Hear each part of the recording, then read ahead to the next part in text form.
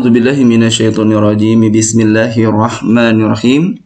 Assalamualaikum warahmatullahi wabarakatuh.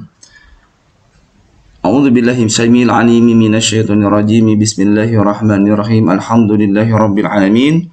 Alhamdulillahilladzi anzalal Qur'an hudal linnasi wa bayyinatin minal huda wal furqan. Asyhadu an la ilaha illallah wahdahu la syarikalah wa asyhadu anna Muhammadan abduhu wa rasuluhu la nabiyya ba'dah. Allahumma salli wa sallim ala sayyidina Muhammadin tibil qulubi wa dawaiha wa afiyatil abdani wa shifai wa nuril absari wa diyai wa wasabi wa barik wa salim ajma'in, amma ba'du. Faqallahu ta'ala fi kitabil azizil karim. A'udzu billahi minasyaitonir rajim. Bismillahirrahmanirrahim. Qul ya ayyuhal kafiruna la a'budu ma ta'buduna wa la antum 'abiduna ma a'budu wa la ana 'abidun ma abattum wa la antum 'abiduna ma a'budu lakum dinukum waliyadin. Faqala nabiyukum sallallahu alaihi wasallam, sayati zamanun ala ummati yafiruna minal ulama'i wal fuqaha fayabtalihimullahu bithalati baliyat ulaiha yarfa'ullahu al-barakata min kasbihim wa thaniyah yusallitullahu ta'ala alaihim sultanan zaliman wa thalithah yakhrujuna minad dunya bighairi iman. Telah bersabda Rasulullah sallallahu alaihi wasallam sebagaimana dikutip dalam kitab Nasaihul Ibad, bahwasanya akan datang kepada umatku, kata Rasulullah, di mana mereka lari dari ajaran-ajaran para ulama dan ahli fuqaha. Maka Allah akan menurunkan bala atau musibah kepada mereka dengan 3 macam musibah. Yang pertama, kata Rasulullah, bahwasanya yarfa'ullahal barakah, Allah akan menghilangkan keberkahan dari pekerjaan atau usahanya. Yang kedua, bahwasanya dikatakan Rasulullah bersabda, wa thaniyah yusallitullahu ta'ala alaihim sultanan adzaliman, Allah jadikan raja-raja pemimpin mereka adalah orang yang zalim untuk mereka.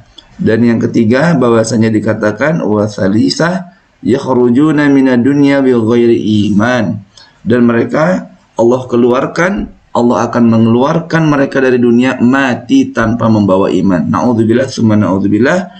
Shadaqallah wa shadaqa Rasulullah wa ana dzalika minasyirin wasyakirin, amma ba'du.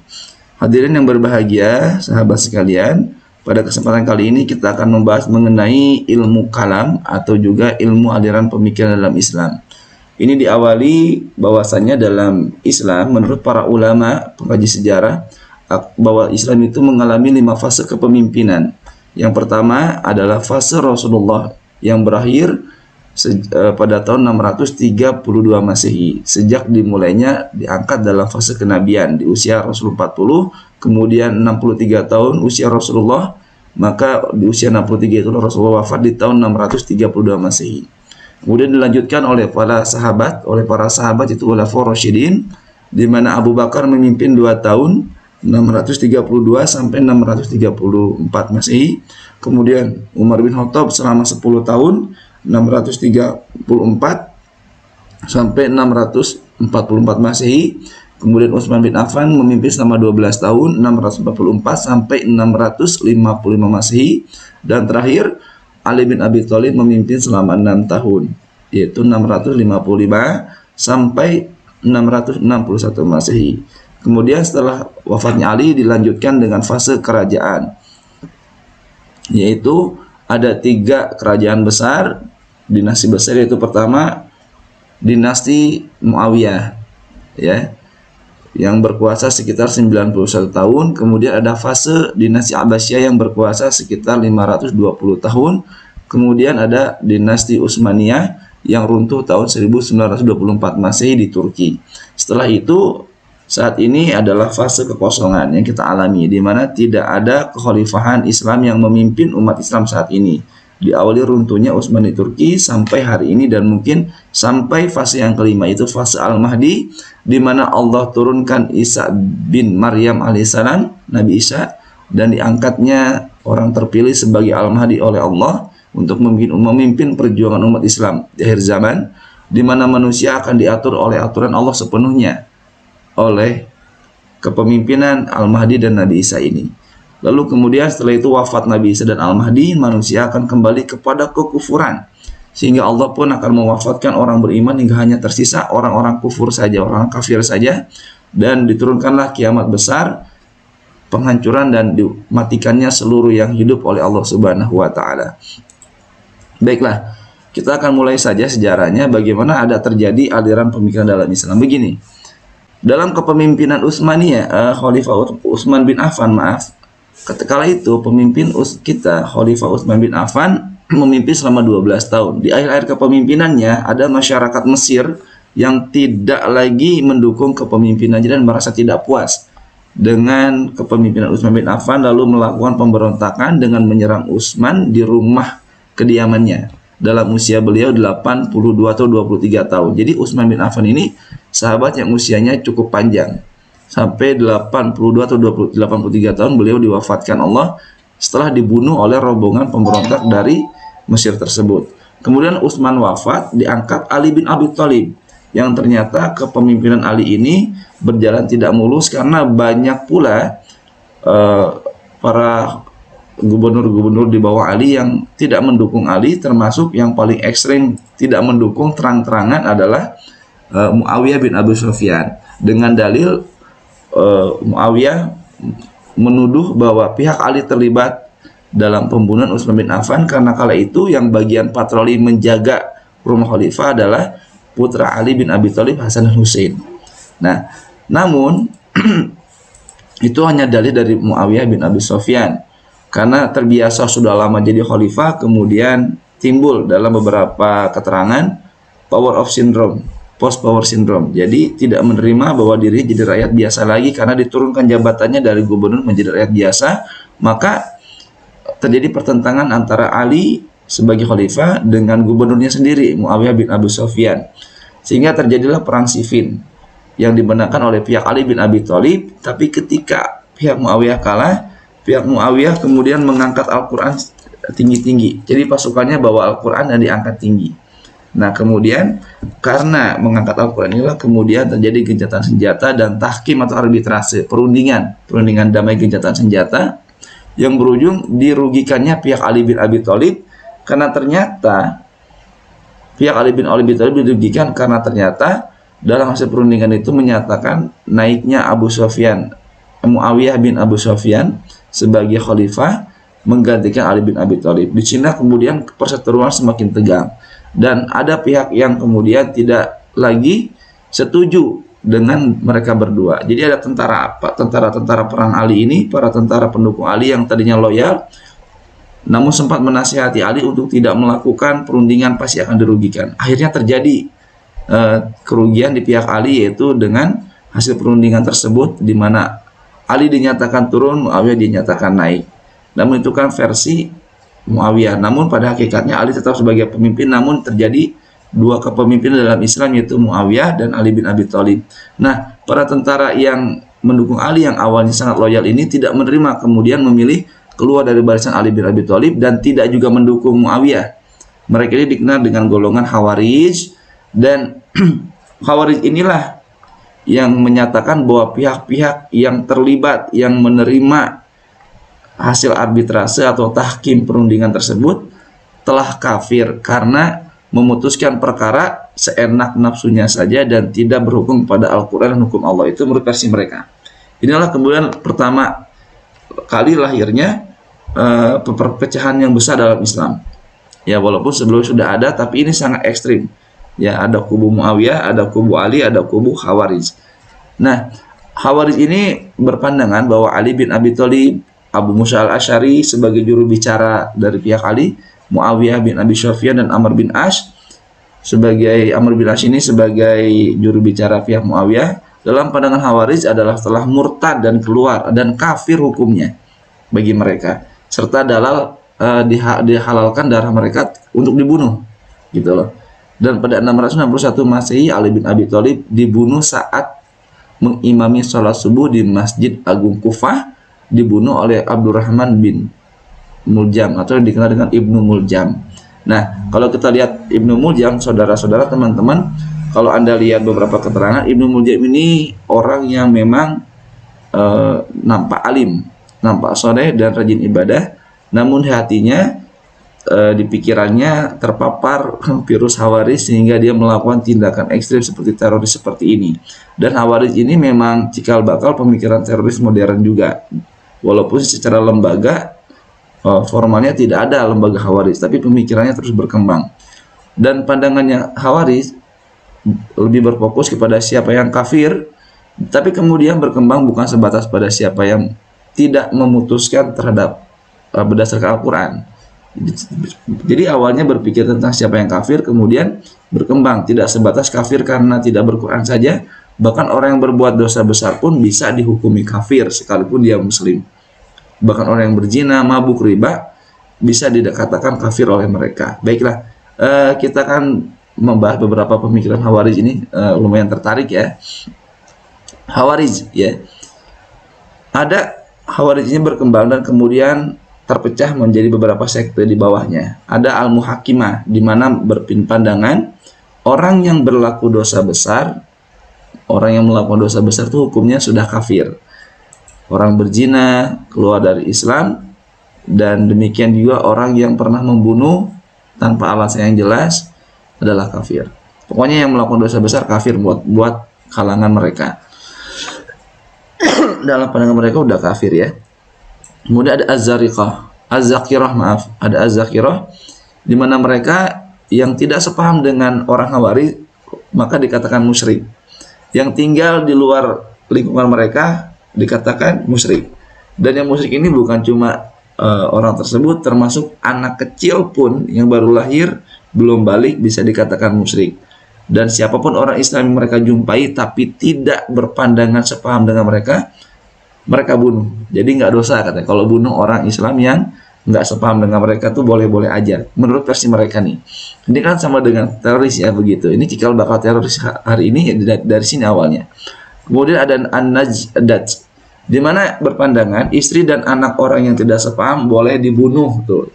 Jadi nggak cuma sayanya gitu. Jadi kalau saya nggak sepaham dengan mereka, maka anak, istri, keluarga saya semuanya boleh dibunuh.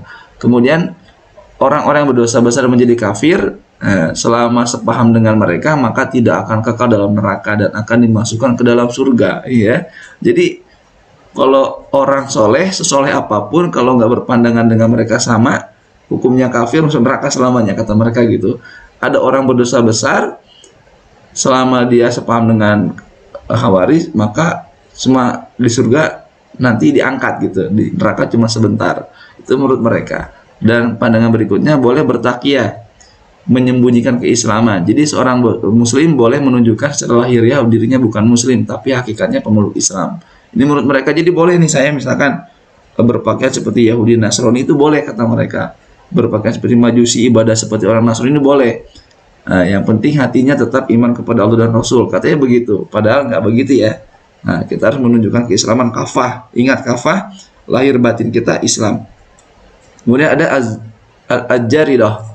Nah, dikatakan Al-Jaridah ini mereka berpandangan Al-Quran itu bukan Al-Quran adalah kitab suci yang mustahil mengandung cerita cinta katanya. Jadi maka mereka menolak keberadaan surat Yusuf, surat ke-12 dalam Al-Quran sebagai bagian daripada surah dalam Al-Quran ya. Jadi nggak boleh tuh ada kisah cinta dalam Al-Quran. Nah, apalagi menjelaskan tentang bagaimana proses mau berjinahnya gitu loh. Walaupun nggak jadi ya. Nah, Nabi Yusuf tidak jadi berbuat mesum dengan Julekha karena pertolongan Allah. Itu nggak boleh ada kisah itu katanya. Mereka tolak ayat Al-Quran yang ada di dalam Al-Quran, salah satu surah Yusuf ditolak. Maka bayangkan, kita jangankan satu surah, satu ayat pun nggak boleh kita nistakan, nggak boleh kita ragukan keberadaannya. Kemudian ada sekte As-Sufriyah. Jadi menurut As-Sufriyah ini, istilah kafir itu tidak selamanya berarti keluar dari Islam.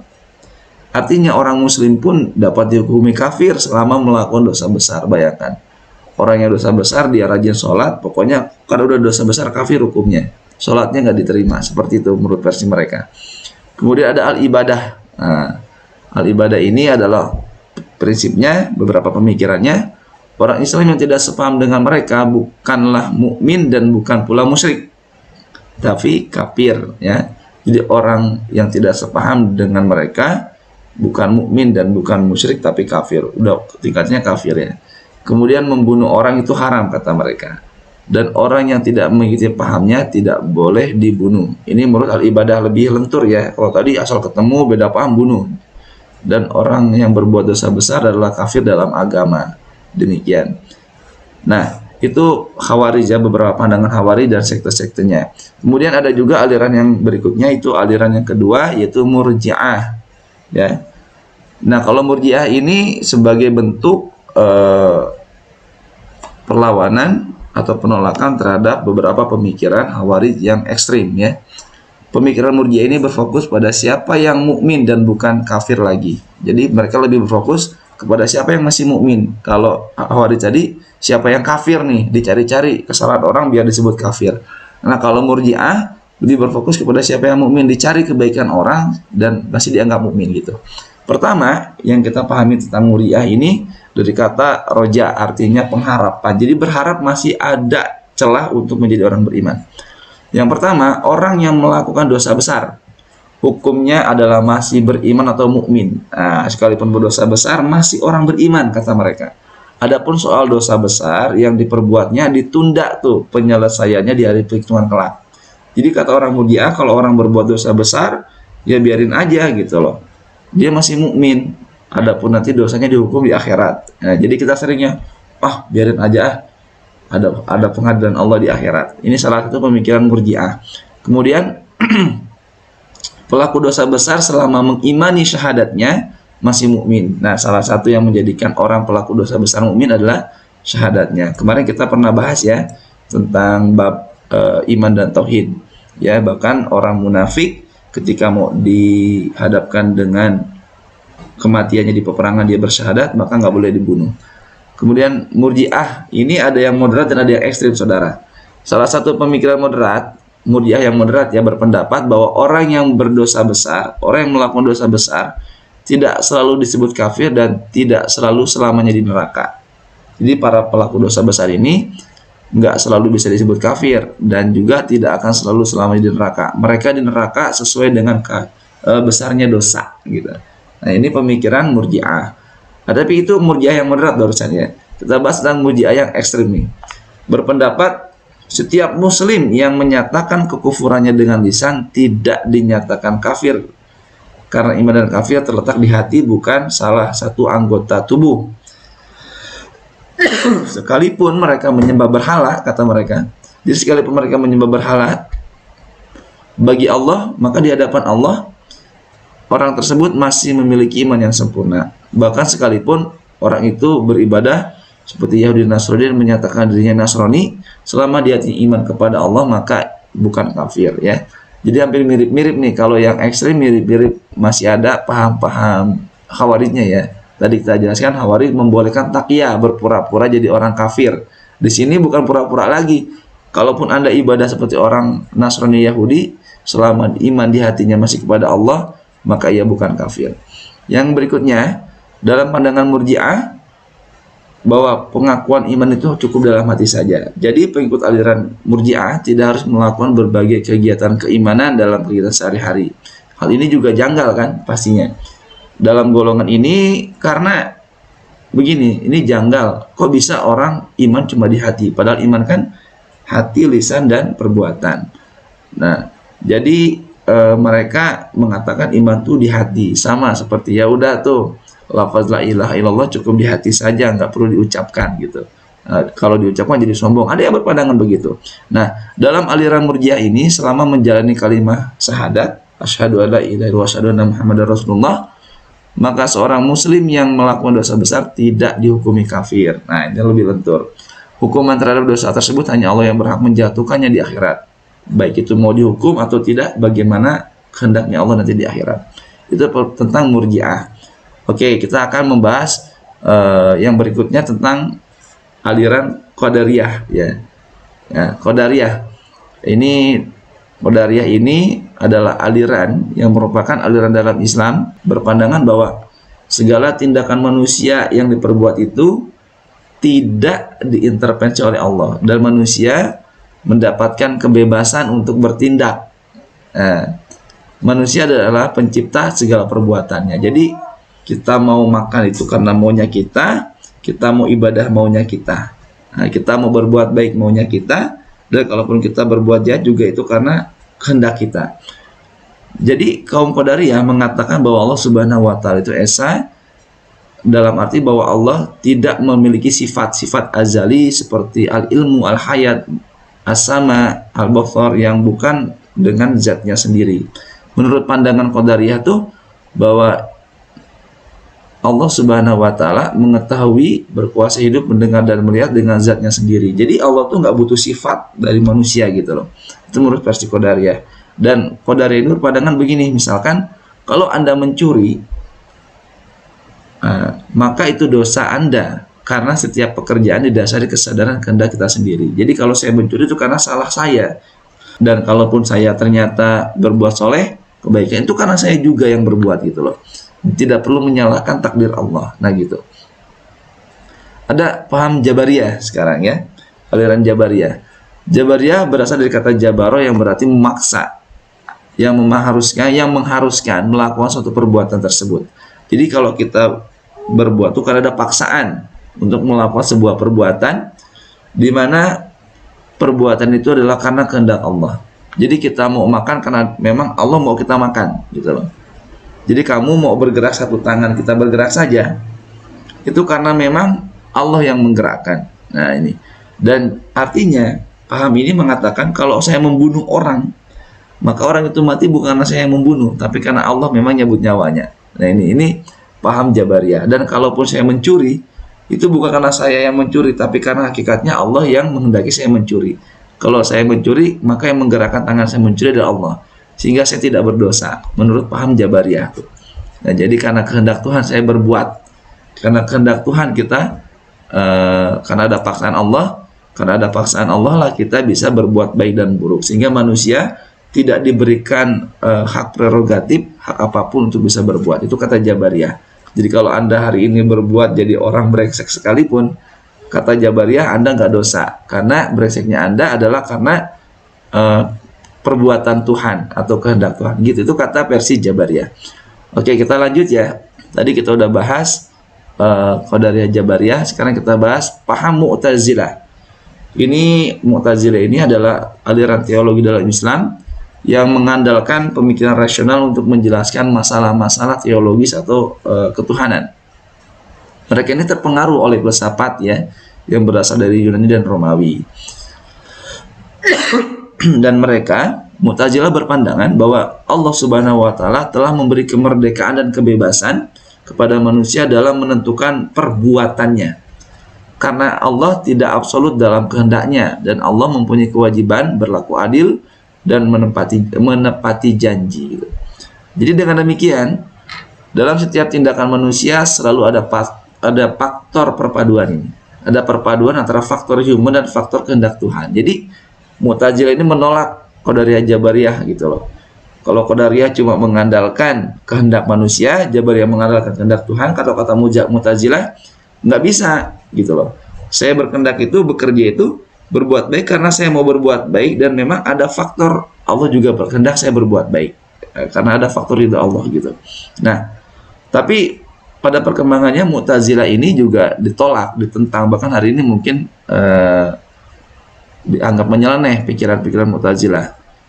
Jadi buat mereka orang Mu'tazilah ini, orang yang berdosa besar itu bukan mukmin, juga bukan kafir. Jadi mereka mengambil posisi tengah-tengah, al-manzilah bainal manzilatain, posisi di antara keduanya, nggak iman dan juga bukan kafir.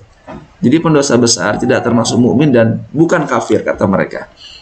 Nah, beberapa paham Mu'tazilah yang menyimpang, salah satunya dari beberapa bab ya. Pertama, mereka menyatakan Al-Quran adalah makhluk dan bersifat baru. Jadi Al-Quran itu bukan kalamullah kata mereka. Kata mereka Al-Quran adalah makhluk. Kebayangnya kalau Al-Quran adalah makhluk, ini menyimpang. Karena kalau Al-Quran makhluk, artinya Al-Quran ini cenderung bisa melakukan kesalahan, bahkan cenderung bisa diubah-ubah. Nah, ini bahayanya. Yang kedua, Allah dapat berlaku dusta dan zalim kepada hambanya, namun mustahil Allah lakukan. Ini pemikiran mereka. yang umum. Kemudian yang ketiga, surga neraka kata orang Mu'tazilah itu belum ada, belum diwujudkan, belum diciptakan karena kiamat belum ada. Kiamatnya belum datang, jadi surga neraka belum ada. Padahal kita tahu Rasulullah saja Isra Mi'raj menerangkan surga dan neraka, bahkan melihat langsung bagaimana kejadian surga dan neraka. Yang keempat, manusia wajib menemukan kebenaran, halal haram, baik buruk sekalipun tidak ada wahyu yang turun. Jadi menurut mereka nggak usah ada wahyu juga orang bisa berbuat baik. Padahal jelas wahyu Allah ini justru orang memang mungkin tahu yang baik dan yang salah, tapi standarnya nggak jelas, ya. Seperti halnya dalam beberapa budaya lokal, di mana dalam suatu pesta orang bisa perempuan laki-laki bareng-bareng. Baik menurut mereka, tapi salah menurut pandangan Allah. Ya, oke, selanjutnya ini kita bahas juga tentang pemikiran Ahlussunnah wal Jamaah Aswaja ya yang berkembang di Indonesia. Salah satu tokoh di kita yang terkenal untuk Aswaja ini adalah Hadratus Syekh Muhammad Hasyim Asy'ari atau pendiri Nahdlatul Ulama ya. Dalam kitabnya Ziyadah At-Tariqat Ahlussunnah wal Jamaah tentang Ahlussunnah, beliau mengatakan, amma Ahlussunnati fahum ahli tafsiri wa hadisi wal fuqaha fa innahumul muhtadun al mutamassikun sunnatan Nabi sallallahu alaihi wasallam wal khulafa'i ba'dahu ar-rasyidin wa hum ta'ifatun najiyata qalu wa qad ijtama'tu al-yawma fi madhhabi arba'atul hanafiyuna wa syafi'ina wa malikiyuna wa hambaliyuna. Dikatakan oleh beliau, amma Ahlussunnah, adapun yang namanya Ahlussunnah wal Jamaah adalah kelompok ahli tafsir, ahli hadis dan ahli fikih. Mereka lah yang mengikuti dan berpegang teguh dengan sunnah Nabi dan sunnah Khulafaur Rasyidin setelahnya. Mereka adalah kelompok yang selamat menurut pemikiran Ahlussunnah wal Jamaah. Ulama mengatakan dikatakan oleh para ulama, sungguh kelompok Ahlussunnah wal Jamaah tersebut sekarang ini terhimpun dalam madhab yang 4. Jadi disepakati yang namanya Ahlussunnah wal Jamaah ini ada pada 4 madhab utama, yaitu madhab Hanafi, madhab Maliki, madhab Syafi'i dan Hanbali ya. Madhab Hanafi, Syafi'i, Maliki dan Hanbali. Nah, dalam kajian ilmu kalam, istilah Ahlussunnah wal Jamaah sendiri dinisbatkan pada paham yang diusung oleh Abu Hasan al-Asy'ari dan Abu Mansur al-Maturidi atau Asy'ariyah dan Maturidiyah, yang menentang tegas tentang paham Khawarij dan Jabariyah yang cenderung tekstual, jadi teoritis, dan juga paham Qadariyah dan Mu'tazilah cenderung liberal. Jadi Islam ini nggak cuma tekstual dan nggak juga liberal. Jadi kalau dalam pandangan Ahlussunnah itu Khawarij dan Jabariyah tekstual gitu loh, ngomongin teori terus tentang siapa yang iman, tentang kehendak Tuhan yang absolut. Sedangkan paham Qadariyah dan Mu'tazilah dikatakan cenderung liberal karena mengandalkan akal dan juga filsafat. Dalam kajian fikih, istilah Ahlussunnah wal Jamaah dinisbatkan pada paham Sunni. Jadi dalam kajian fikih kita termasuk paham Sunni, yaitu merujuk pada 4 mazhab fikih, yaitu Imam Hanafi, Maliki, Syafi'i dan Hanbali, yang berbeda dengan paham fikih Syi'i atau Syiah gitu. Nah, kita akan membahas sedikit beberapa pemikiran Ahlussunnah wal Jamaah Aswaja ini. Yang pertama, Allah memiliki sifat wajib, wujud, qidam, baqa, muhalafatul hawadisi ya. Nah, sampai nanti qiyamu binafsi, wahdaniyah, qudrah, irada, ilmu, hayas, sama, alimun, basor, kaliman ya. Ini yang sifat 20 wajib bagi Allah dalam pemikiran Aswaja adalah merupakan sebuah refleksi keimanan kita kepada Allah. Jadi mustahil Allah itu tidak berilmu, mustahil Allah itu mengalami kematian. Itu maksudnya yang dimaksud dengan sifat wajib. Kemudian yang kedua, Al-Quran adalah kalamullah dan bukan makhluk. Nah, ini jadi kalau saja dulu ini riwayatnya di zaman Bani Abbasiyah, di mana Imam Hambali dipenjara ya. Imam Hambali dipenjara dan berdebat dengan orang Mu'tazilah, dan orang Mu'tazilah ini kalah debat. Kalah debat bagaimana Mu'tazilah berpandangan Al-Quran itu makhluk. Imam Hambali jelas mengatakan Al-Quran kalamullah dan bukan makhluk. Ini kalau saja Imam Hambali tidak dengan tegas mengorbankan pemikiran bahkan sampai usianya meninggal di penjara, boleh jadi hari ini kita akan mengubah Al-Quran, saudara-saudara. Subhanallah, luar biasanya Allah telah menurunkan hamba-hamba yang soleh ya. Kemudian orang melakukan dosa besar masih mukmin dalam pandangan aswaja, karena masih punya iman, namun karena dosanya ia dapat dihukumi sebagai orang yang fasik, orang yang melakukan dosa besar.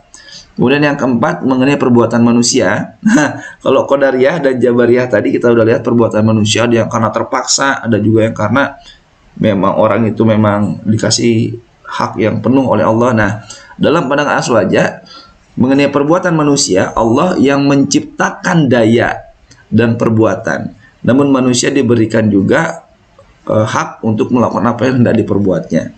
Nah, jadi Allah berikan takdir gitu loh, ketentuan bahwa manusia harus makan gitu. Tapi orang itu mau makan atau tidak itu tergantung manusianya. Allah sudah tetapkan ada surga dan neraka gitu. Tapi orang mau ke surga atau neraka itu tergantung perbuatan manusianya. Itu yang dimaksud dengan pemikiran perbuatan Tuhan dalam aswaja. Kemudian Allah berkuasa mengampuni seluruh manusia dan memasukkannya ke surga. Ini bukan berarti Allah tidak adil gitu. Masa sih ada orang beriman dan kafir bisa masuk ke surga gitu loh, atau pendosa besar bareng-bareng masuk surga dengan orang yang bersih. Nah, ini bukan Allah tidak adil, ini menunjukkan gitu loh kekuasaannya Allah. Nah, kasih sayangnya Allah. Maka dikatakan bahwa semua orang yang masuk surga itu bukan karena amal ibadahnya, tapi karena rahmat Allah. Ini menunjukkan Allah dengan rahmatnya bisa saja mengampuni orang yang berdosa selama masih ada iman dimasukkan ke surga. Kemudian Allah berkuasa atas kehendaknya, sehingga Allah Subhanahu wa Ta'ala berkuasa juga memasukkan manusia ke neraka, bukan berarti kan Allah zalim. Nah, jadi Allah dengan kehendaknya bisa saja memasukkan orang yang berlaku dosa besar ini ke dalam neraka. Ini bukan karena Allah zalim, tapi karena Allah memiliki prosedur ya. Tadi saya katakan ada surga dan neraka. Kamu mau berbuat baik, maka jaminannya surga. Kamu berbuat jahat, maka neraka tempatnya. Jadi ada surga dan neraka. Kamu mau milih surga dan neraka tergantung kamunya gitu, tergantung manusianya. Nah, terakhir kita akan bahas tentang Syiah ya. Ini paham Syiah ini salah satu pemikiran paham dalam Islam yang banyak pertentangan dengan Ahlussunnah wal Jamaah. Karena Syiah sampai hari ini masih ada ya. Bahkan negara absolutnya yaitu negara Syiah yaitu Iran masih berdiri. Dan orang Syiah ini bagaimana pemikirannya kita akan lihat. Jadi dulu ada Abdullah bin Sabah nama orang itu. Ketika perang Siffin, saya dapat riwayat ini dari guru saya ketika kuliah yaitu Dr. Ijudin di UIN Bandung. Ada sebuah kitab mengatakan bahwa di situ ketika terjadi perang Siffin, sahabat bertanya, "Ya Ali, benarkah gitu? Benarkah Rasulullah pernah menurunkan wasiat bahwa engkau akan menjadi pemimpin setelah Nabi?" Gitu loh. Jadi kalau Nabi meninggal langsung pemimpin itu Ali bin Abi Thalib turun. Maka Ali mengatakan, "Demi Allah tidak pernah. Kalaulah Nabi pernah menurunkan wasiat itu kepadaku," kata Ali, "maka tidak akan kuizinkan dan tidak kubiarkan Abu Bakar, Umar, Utsman berdiri di atas mimbar." Artinya di zaman itu kepala negara ya kepala agama kalau hari Jumat khutbah. Nah, tapi Ali mengizinkan karena memang tidak pernah ada wasiat Rasul bahwa setelah Nabi meninggal harus Ali jadi pemimpin setelah Nabi. Enggak. Nah itu. Nah ini tapi orang-orang Syiah ini membuat fakta lain, membuat dalil yang lain. Katanya Nabi pernah mengatakan seperti bahwasanya kalau Nabi meninggal langsung Ali yang jadi pemimpin, sehingga mereka orang-orang Syiah ini menolak kepemimpinan Abu Bakar, Umar dan Utsman. Seperti juga menolak di mana orang-orang Ahlussunnah juga menolak imam-imam Syiah gitu. Nah, karena dikatakan bahwasanya Abu Bakar, Umar, Utsman ini oleh orang-orang Syiah telah mengkudeta Ali bin Abi Thalib dan merampas kekuasaan dari Ali bin Abi Thalib. Nah, maka kalau di mimbar-mimbar orang Syiah ini, kalau kita kan mengatakan Abu Bakar, Umar, Utsman radhiyallahu anhum. Tapi kalau orang Syiah enggak. Begitu ngomongin Abu Bakar, Umar, Utsman, mereka mengatakan laknatullah alaihim. Terlaknatlah mereka, nauzubillah ya, kita jangan demikian. Mereka sahabat Nabi bahkan dijamin masuk surga. Kalau kita walaupun umat Nabi belum ada jaminannya. Oke, yang kedua, Al-Quran yang dijamin keutuhan keasliannya oleh Allah Subhanahu wa Ta'ala telah banyak berkurang dan mengalami banyak perubahan, kata versi Syiah. Bahkan dalam Syiah dikatakan Al-Quran hanya seperti Al-Quran yang ada itu hanya sepertiga dari Al-Quran yang dipegang Ali bin Abi Thalib radhiyallahu an, yang mereka sebut Mushaf Fatimah, yang turun-temurun dibawa oleh para imam dan sekarang dibawa oleh Al-Muntazar, imam yang mereka tunggu kedatangannya. Ini lucu nih. Mereka mengatakan Al-Quran yang kita punya nih, Al-Quran yang kita punya, ya. Jadi Al-Quran yang kita miliki sekarang dengan Mushaf Utsmani itu banyak yang hilang ayat-ayatnya. Tapi mereka sendiri nggak bisa menunjukkan Al-Quran yang mereka punya. Bahkan mereka baca Al-Quran yang ada versi dari versi Mushaf Utsmani yang kita punya hari ini. Mereka mencela Quran yang kita punya, tapi mereka nggak punya Quran yang versi mereka. Mereka katakan Quran yang mereka punya dipegang oleh Imam Al-Muntazar, imam yang mereka tunggu kedatangannya. Ini dan mereka meyakini Al-Muntazar inilah yang kemudian akan jadi Al-Mahdi nanti di akhir zaman. Oke, yang ketiga, Al-Quran tidak bisa dipahami kecuali dengan penafsiran para imam 12. Jadi yang boleh menafsirkan itu hanya imam 12. Dan lucunya, mereka ini juga ternyata meyakini rukun iman itu ada 7. Nah, kalau kita kan iman kepada Allah, kepada malaikat, kepada kitab, kepada Rasulullah, kepada hari akhir dan kepada kiamat gitu ya. Ada 6. Kalau mereka nambah 1, beriman kepada imam yang 12. Nah, ini. Dan mereka yang keempat melakukan ta'til, meniadakan nama-nama dan sifat Allah Subhanahu wa Ta'ala, sehingga dalam konteks ini mereka termasuk kaum Jahmiyah. Jadi kaum yang menolak nama dan sifat-sifat Allah. Tidak ada tuh Ar-Rahman, Al-Malik, Al-Qudus buat mereka. Kemudian yang kelima, iman dalam pandangan mereka adalah mengenal dan mencintai para imam. Jadi kalau kita kan dikatakan, tidaklah, kata Nabi, imanmu sempurna sebelum mencintai aku lebih daripada dirimu sendiri. Kalau mereka ditambahin tuh, harus cinta juga kepada para imam mereka. Nah, jadi disetarakan kedudukan cinta kepada Rasul dengan kedudukan cinta dengan imam mereka, begitu. Yang keenam, mereka menafikan takdir sehingga mereka termasuk golongan Qadariyah, kelompok yang tidak mengimani takdir. Nah, mereka meyakini Rasulullah SAW berwasiat kepada Ali untuk menggantikannya sebagai khalifah sepeninggalnya. Nah, ini paham mereka ya, tadi kita udah bahas. Kemudian yang ketujuh, pengkafiran terhadap para sahabat Nabi dan keyakinan bahwa para sahabat telah murtad kecuali beberapa orang saja. Jadi mereka udah memurtadkan sahabat, bahkan mengkafirkan sahabat-sahabat utama, yaitu Abu Bakar, Umar, dan Utsman. Kemudian yang kedelapan, orang-orang Syiah ini menolak hadis-hadis sahih yang berasal dari kalangan Sunni atau Aswaja. Jadi kalau ada hadis dari golongan mereka diyakini walaupun itu hadisnya nggak jelas. Tapi begitu ada hadis sahih yang berasal dari golongan kita, golongan Ahlus Sunnah wal Jamaah, mereka bisa tolak mentah-mentah. Dan juga 9, ada pula kaum Syiah yang meyakini adanya reinkarnasi. Bayangkan, ya dalam Islam nggak ada reinkarnasi, orang meninggal maka dibangkitkan kembali tapi di akhirat hidupnya gitu. Mereka nggak ada reinkarnasi, di mana orang meninggal nanti dia akan kembali ke dunia. Nah, kemudian yang ke-10, ada juga sekte dalam Syiah yang menuduh, naudzubillah ya, Aisyah binti Abu Bakar istri Rasulullah ini sebagai wanita penggoda dan pezina. Nah, ini luar biasa fitnahnya. Yang ke-11, ada pula yang meyakini Ali bin Abi Thalib lebih mulia dari Rasulullah SAW. Bahkan saya pernah baca buku tentang kisah Ali bin Abi Thalib zaman saya masih bujangan ya, usia 18-19 tahun dulu usia saya. Ada buku tentang Ali bin Abi Thalib, itu jelas bagaimana ternyata orang-orang Syiah ini mengatakan bahwa sebenarnya yang menjadi Rasul itu adalah Ali, kata mereka. Tapi karena ketika wahyu turun sudah waktunya Ali belum akhir balik, maka yang ada di situ Nabi, maka Nabilah channel yang kemudian dalam pandangan orang Syiah yang diangkat sebagai Rasul. Nah, ini pandangan yang lebih sesat lagi ya. Bahkan yang ke-12, mereka menjadikan tanah Karbala lebih mulia daripada Masjidil Haram. Jadi ibadah mereka hajinya ke tanah Karbala tuh, ya. Dan orang-orang Syiah ini di rumahnya pasti mereka menyimpan tanah Karbala atau batu dari Karbala. Di mana Karbala ini ada tempat dibantainya Husain bin Ali bin Abi Thalib, cucu Rasulullah, yang dikatakan imam mereka juga. Kemudian 13, menempatkan iman kepada imam 12 sebagai rukun iman, seperti itu. Nah, ini teman-teman, dan juga beberapa pemikiran lainnya yang memang orang-orang Syiah ini dikatakan menyimpang dari ajaran Ahlussunnah wal Jamaah. Oke, demikian bisa kita sampaikan. Semoga teman-teman bisa tercerahkan tentang pemikiran aliran dalam Islam ya, aliran-aliran pemikiran dalam Islam. Betapa Islam itu kayak pemikiran, ada yang menyesatkan, ada yang memudahkan, ada juga yang memang menuntun kita ke jalan Allah Subhanahu wa taala. Demikian bisa kita sampaikan. Subhanakallahumma wa bihamdika asyhadu an la ilaha illa anta astaghfiruka wa atubu ilaik.